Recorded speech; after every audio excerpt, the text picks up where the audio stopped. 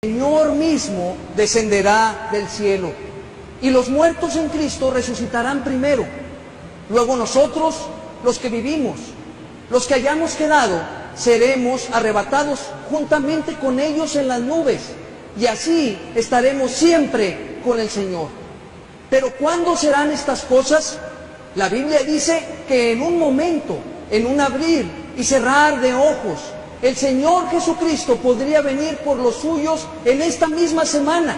El Señor podría venir en este mismo día. El Señor podría venir en este mismo instante.